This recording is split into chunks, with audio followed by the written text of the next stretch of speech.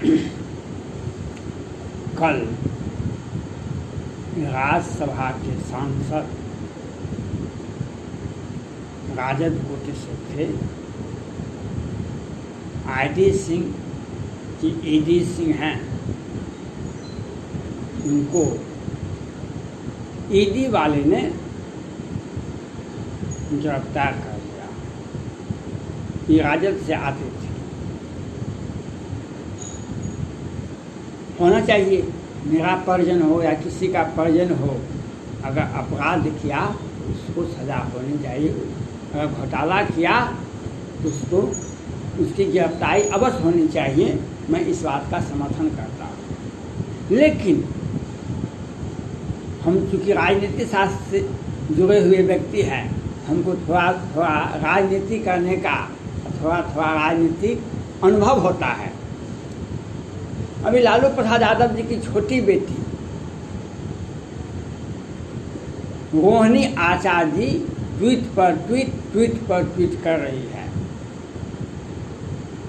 उनका ट्वीट का हम धन्यवाद ज्ञापन करते बधाई देते हैं। उन्होंने विलंब से ही सही लेकिन सही कार्रवाई की।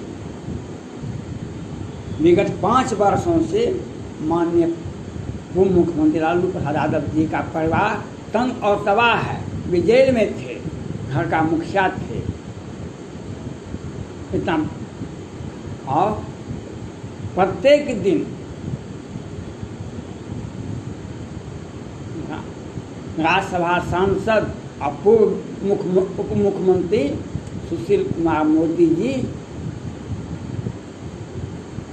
और बिहार सरकार के माननीय मुख्यमंत्री, ये लोग सीबीआई, केंद्र सरकार और ईडी, सीबीआई और कौन किस तरह से करते थे।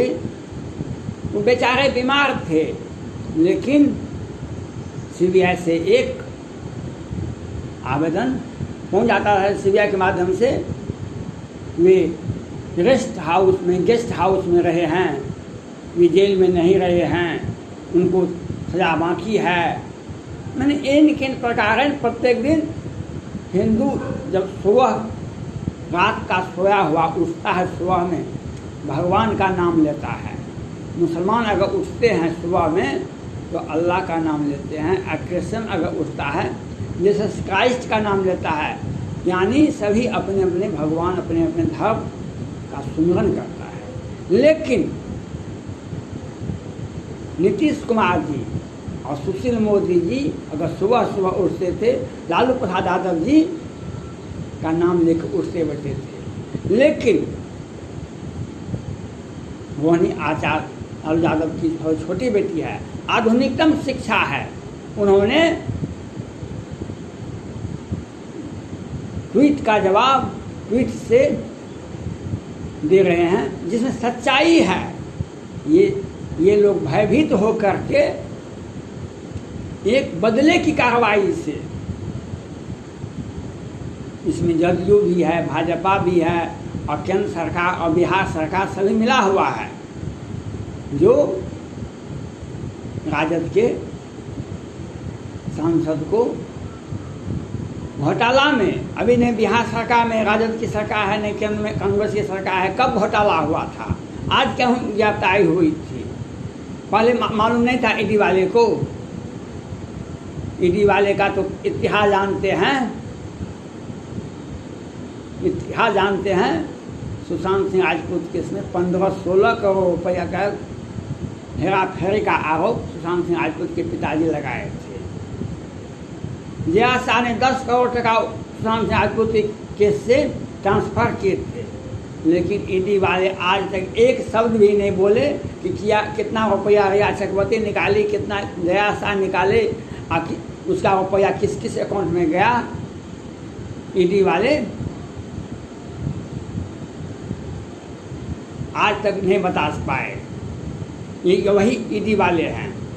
अब बदले की कार्रवाई से रोहिणी आचार्य जो ट्वीट पर ट्वीट करते हैं, जो बिहार सरकार का जो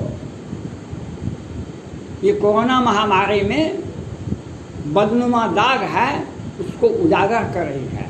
उसी के एवज में, उसी से प्रतिशोध होकर खिसियाए बिल्ली खम्हा नोचे, उसी के प्रतिशोध में आईटी सिंह की गिरफ्तारी होती है। मैं सुप्रीम कोर्ट के माननीय मुख्य न्यायाधीश जी और चंद्रचूड़ साहब और सभी माननीय न्यायाधीश जी से मैं अपील करना चाहता हूँ, बिहार में बिहार विधानसभा का चुनाव का 6 महीना हो गया।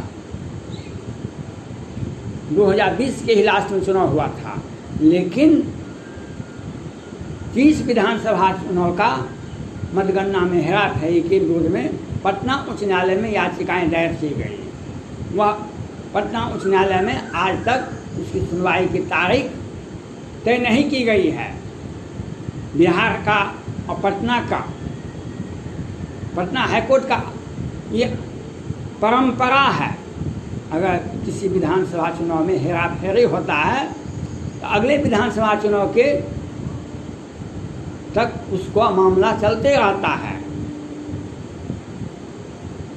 वह बीच में निष्पादित नहीं होता, उसका निर्णय नहीं होता है।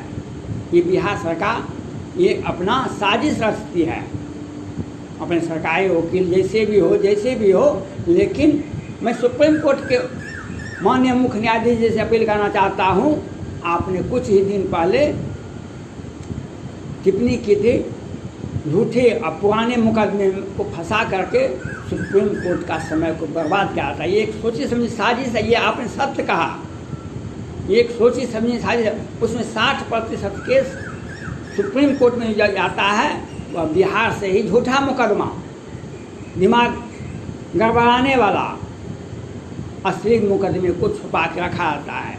मैं सुप्रीम कोर्ट से मैं अपील करना चाहता हूँ, जो पूरे विश्व में और पूरे भारत में जो न्यायालय का अपमान, सुप्रीम कोर्ट का अपमान हुआ है बिहार में, वह कहीं भी नहीं हुआ है आज तक।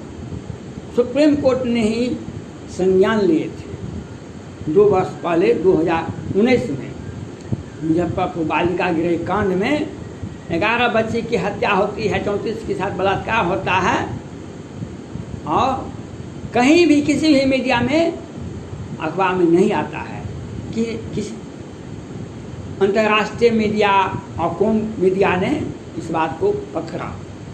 उस संस्था को बिहार सरकार प्रत्येक वर्ष भौतिक सत्यापन कर करोड़ आवंटन देती थी और सब कुछ स्वच्छ सबल था, कहीं से कोई आपत्ति नहीं था। लेकिन सुप्रीम कोर्ट को कैसे नहीं मालूम हो गया 2019 में यह घटना है, और 11 उसमें जब अखबार में निकला तब तत्कालीन सुप्रीम कोर्ट के मुख्य न्यायाधीश जी ने इस पर संज्ञान लेते हुए कड़ा एक्शन लिए और उसका जांच करने का एक जिला न्यायाधीश को दिया गया, कोई प्रसाद जी हैं। मैं सुप्रीम कोर्ट से यह अपील करना चाहता हूँ, जिस परिस्थिति में, जिस आरोप पर सुप्रीम कोर्ट ने संज्ञान लिया था, उसमें केस में जजमेंट हो गया है। आपको देखने का अधिकार है, हमको देखने का अधिकार नहीं है। जो आपने जो तत्कालीन सुप्रीम कोर्ट ने जो संज्ञान लिए थे जिस आरोप पर, वह उस आरोप के मुताबिक वह जजमेंट सही है। मैं साधारण जानकारी का व्यक्ति हूँ, मैं यह जानता हूँ या बूझता हूँ या समझता हूँ, मैंने उस थॉट को, उस निर्णय को पढ़ा है, वह आरोप के मुताबिक निर्णय नहीं है, जिससे वह निर्णय कुछ भी नहीं है। फोर्थ ग्रेड के व्यक्ति को आरोपित बना दिया है, एक व्यक्ति को मुख्य आरोपी बनाया गया है, और लेकिन सारे लोगों को क्लीन चिट दे दी गई है। यह सुप्रीम कोर्ट का अपमान है। मैं सुप्रीम कोर्ट से अपील करना चाहता हूँ, उस केस की सीबीआई जांच करवाई। ये बिहार सरकार द्वारा साजिश, ये लड़की के साथ एक विभत्स रूप बिहार सरकार का जो चेहरा था असली, उसको उजागर किया सुप्रीम कोर्ट ने। मैं सुप्रीम कोर्ट के माननीय मुख्य न्यायाधीश और चंद्रचूड़ साहब जी से मैं अपील करना चाहता हूँ, जो आप उस निर्णय को देखें और सीबीआई जांच के अंदर में इनको जांच करने का आदेश दें। आपने नए सीबीआई को एक नए व्यक्ति को, एक अच्छे व्यक्ति को जिसका पूर्ण कार्यकाल है, उसको आपने पद दिलाया। ये सौभाग्य की बात है, ये आपने सही निर्णय दिए। लेकिन सीबीआई को आदेश दिया जाए और 1 महीना के अंदर में मुजफ्फरपुर बालिका गृह कांड का जांच कर आपके कार्यालय में आपके कोर्ट को सुपुर्द करें। इसमें बड़े बड़े बिहार सरकार के मंत्री, मुख्यमंत्री और अनेकों मंत्री हैं इसमें, जहाँ पर लड़की का सप्लाई होता था। ये पूरे भारत में ही नहीं, पूरे विश्व में चर्चा का विषय भारत में न्यायालय कैसा है। ये न्यायालय का अपमान है। मैं सुप्रीम कोर्ट से मैं अपील करना चाहता हूँ कि बिहार सरकार की सोची समझी साजिश है जो इतना बड़ा मुजफ्फरपुर बालिका गृह कांड हुआ था। बिहार सरकार की सोची समझी साजिश है। मोहम्मदपुर मधुबनी में एक ही परिवार के 5 सदस्यों की हत्या होती है। वह BSF का जवान होता है, वह पूरा खानदान सेना का जवान होता है। ये बिहार सरकार की सोची समझी साजिश है। आज आपने भी देखा, माननीय सुप्रीम कोर्ट और चंद्रचूड़ साहब ने स्पष्ट रूप से कहे हैं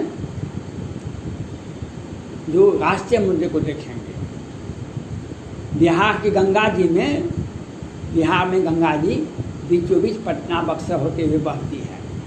अब यहाँ पर हजारों हजार लाश रखा गया, लेकिन ये लोग मीडिया वाले, कुछ राज्य सरकार के मीडिया वाले और कुछ मीडिया वाले कहते हैं ये यूपी से आया, वहाँ से आया, वहाँ से आया। यूपी में अनेकों नदी है और सभी जिला में गंगा जी कहीं ताप्ती, कहीं गोदावरी, कहीं त्रिवेणी संगम है। सभी नदियों में यूपी में आना चाहिए लाश, कि पटने वाले नदी में आना चाहिए लाश। जो किसी का भी नहीं, वह उसका गंगा मैया है। और यहाँ पर ऋण घोटाला होता है लोअर कोर्ट और वैकेंट कोर्ट से।